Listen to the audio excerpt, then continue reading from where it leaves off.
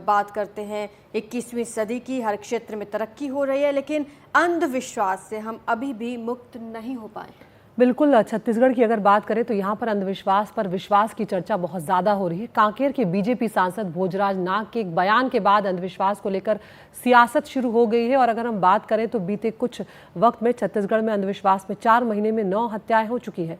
बीते 4 सालों की अगर बात करें तो जनवरी 2020 से जून 2024 तक 54 मामले हत्या के सामने आ चुके हैं। रिपोर्ट देखते हैं।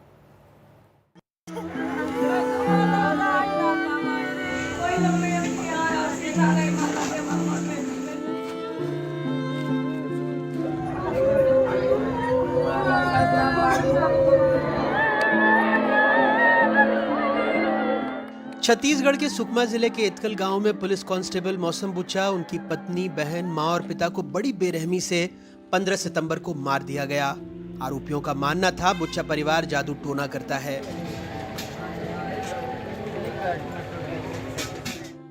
तीन दिन पहले 12 सितंबर को बलौदाबाजार भाटापारा में एक परिवार के 4 लोगों की हत्या हो गई। आरोप वही जादू टोना। जिले के छरछेद गांव में रामनाथ पाटले के परिवार में बच्चे की तबीयत खराब थी। पाटले परिवार को शक था कि पड़ोसी चैतराम ने जादू टोना किया है। इसी शक में चैतराम सहित परिवार के 4 सदस्यों की निर्ममता से हत्या कर दी गई, जिसमें 11 महीने का बच्चा भी शामिल था। जहाँ पे 4 लोगों की बहुत निशंक हत्या की गई थी, उसमें जादू टोना के शक में और टोनी होने के शक में जो आरोपी थे उन्होंने हत्या की थी 4 लोगों की। और लोगों की भी हत्या हो सकती थी अगर वो लोग घर में रहते थे। जो लोग बचे उनकी गवाही हुई है, उसके बाद उन लोगों को रिमांड भेज दिया गया। उसके बाद उन लोगों को चालान भी न्यायालय पेश कर दिया, जल्दी उसका ट्रायल भी। छत्तीसगढ़ में अंधविश्वास के कई और मामले सामने आए हैं। रायपुर से लगे धरसीवा के निनवा गांव में 5 अक्टूबर को 55 साल के अधेड़ भुवनेश्वर यादव ने देवस्थान में अपनी गर्दन काट ली। इलाके में चर्चा है उसने अपनी बलि दे दी। मई में बलरामपुर के मऊआडी में 26 साल के कमलेश नगेशिया ने अपने बड़े बेटे की हत्या कर दी। पुलिस जांच में पता लगा कि तंत्र मंत्र के चक्कर में कमलेश की मानसिक स्थिति बिगड़ चुकी थी। कथित रूप से देवी को खुश करने के लिए उसने अपने बेटे की बलि दे दी। अप्रैल में कोरिया जिले के पटना में 21 साल के सानू पनिका का शव मिला। पुलिस जांच में पता लगा कि सानू की बुआ अमरावती और फूफा बजरंग को किसी ने बलि देने को कहा था। उन्होंने अपने भतीजे की हत्या बलि के लिए कर दी। पिछले कुछ दिनों से प्रदेश में बहुत सारी घटनाएं हुई अंधविश्वास की, जिसमें कसडोल के पास में छरछेद गाँव में 4 लोगों की हत्या हुई जादू टोने के आरोप में और टोनी के आरोप में, कि उनका कहना था कि वह महिला जो थी लोगों को बीमार कर देती थी और इसके उन्होंने उस पर हमला किया।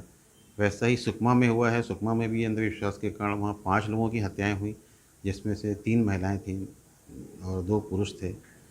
बलि की घटना हुई है कुछ दिनों पहले खरोरा के पास। तो ये घटनाएं लोगों में जागरूकता की कमी होने से होती है। लोगों में जब स्वास्थ्य के प्रति जागरूकता नहीं होगी, विज्ञान के प्रति जागरूकता नहीं होगी, वैज्ञानिक चेतना नहीं होगी, तब ऐसी घटनाएं बढ़ने लगती हैं। छत्तीसगढ़ में अंधविश्वास के कारण हो रही घटनाओं के आंकड़े हैरान करने वाले हैं। जनवरी 2020 से जून 2024 तक अंधविश्वास में हत्या के 54 मामले थाने पहुंचे। एक आंकड़े के मुताबिक छत्तीसगढ़ में हर साल 200 से अधिक घटनाएं अंधविश्वास में हिंसक रूप लेने की होती हैं। एनसीआरबी के मुताबिक साल 2021 में जादू टोने के सर्वाधिक 20 मामले छत्तीसगढ़ और 18 मामले मध्य प्रदेश में दर्ज किए गए। आरटीआई से मिले आंकड़ों के मुताबिक छत्तीसगढ़ में 2005 से 2017 तक अंधविश्वास से जुड़े लगभग 1350 मामले दर्ज किए गए।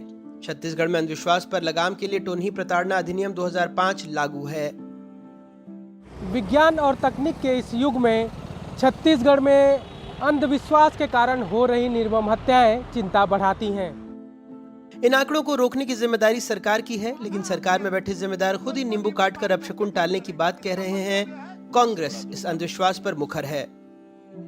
जो केंद्र सरकार की योजनाएं हैं, जो राज्य सरकार की योजनाएं हैं, इन योजनाओं को कुछ लोगों के द्वारा, चाहे वो ठेकेदार हो या कुछ अधिकारी कर्मचारी हो, बलिता लगाने का काम किया जा रहा है। जैसे जल जीवन मिशन, इसमें लापरवाही बरती जा रही है। ऐसे लोगों को मैं सचेत करना चाहता हूं, और ऐसे लोग यदि इस काम में बाधा पहुंचाने का काम करेंगे तो ऐसे लोगों का नींबू काटा जाएगा। यही अंधविश्वासी के कारण छत्तीसगढ़ में बलौदाबाजार में 4 लोगों की हत्या हुई, सुकमा में 5 लोगों की हत्या हुई, और लगातार अंधविश्वास के चलते छत्तीसगढ़ में हत्याएं बढ़ रही है।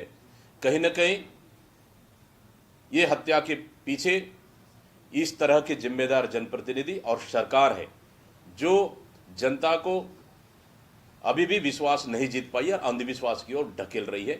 यही कारण है कि छत्तीसगढ़ अंधविश्वास के घेरे में लगातार आ रही है। छत्तीसगढ़ में अंधश्रद्धा निर्मूलन के लिए काम करने वाले भी मानते हैं कि जनप्रतिनिधियों को अंधविश्वास फैलाने वाले बयान से बचना चाहिए। जनप्रतिनिधि होते हैं, उनका एक यह मॉरल ड्यूटी है, उनका कर्तव्य होता है कि लोगों को बताएं कि भाई ऐसी कोई बातें नहीं होती हैं, इस प्रकार के अंधविश्वास में ना पड़ो, ऐसी कोई जादू टोनी ऐसी बात नहीं होती, ऐसे कोई भूत प्रेत का अस्तित्व नहीं होता है। अगर भूत प्रेत की बात उससे बदला लेने लगते तो जवानों की ज़रूरत नहीं पड़ती, किसी बड़ी प्लानिंग की ज़रूरत नहीं पड़ती। जिन निर्दोष ग्रामीणों को नक्सलियों ने मारा है उनको भूत ही मार देते हैं। नींबू काटकर विकास कार्य में तेजी लाने के बीजेपी सांसद के बयान पर सियासत तेज है, साथ ही कई सवाल भी खड़े हो रहे हैं। सवाल उठ रहे हैं कि क्या डबल इंजन की सरकार में छत्तीसगढ़ में विकास कार्य में कोई रोड़ा बन रहा है? अगर कोई रोड़ा बन रहा है तो क्या उस पर कोई कार्रवाई होगी? सवाल यह भी उठ रहा है कि छत्तीसगढ़ में अंधविश्वास के चक्कर में लगातार हो रही निर्मम हत्याओं को लेकर क्या कोई ठोस कदम उठाए जाएंगे?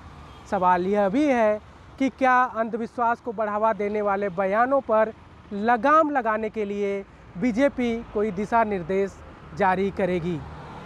रायपुर से कैमरा साथी प्रवीण साहू के साथ नीलेश त्रिपाठी, एनडीटीवी।